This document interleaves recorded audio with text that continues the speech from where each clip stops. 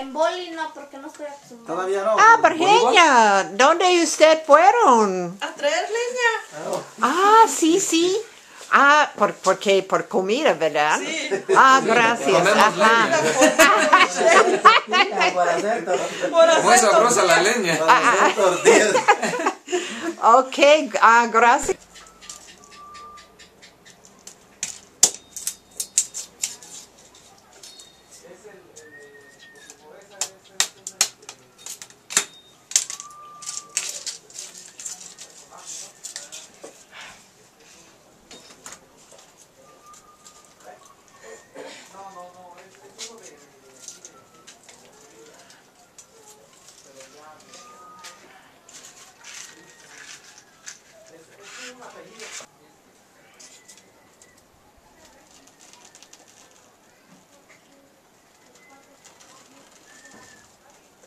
¿Qué clase de madera está esos? Porque muy rápido hay De fuego. ocote, de madera, ocote. Ocote. Ah, ok, sí, sí, sí.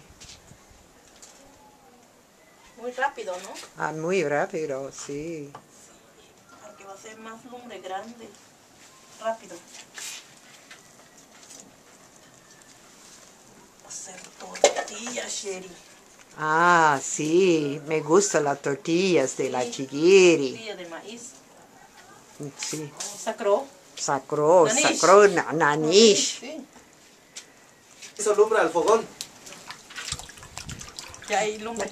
Y hay lumbre Lumbre. al fogón. Sí, muy rápido también, Ah, porque ella usa ocote. Ocote, Sí, ajá, sí. ¿verdad? Sí. Ok. De la pluma también de los Estados Unidos. Ay, ¿ah? sí, Sherry, sí.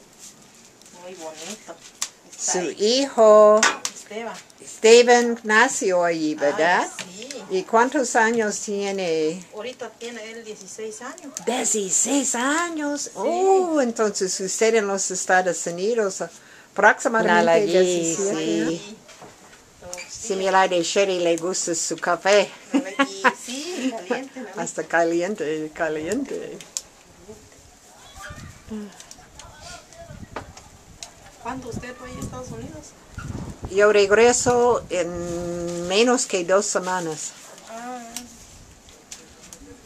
Aquí muy poco tiempo estos ay, años. Yo regreso en octubre.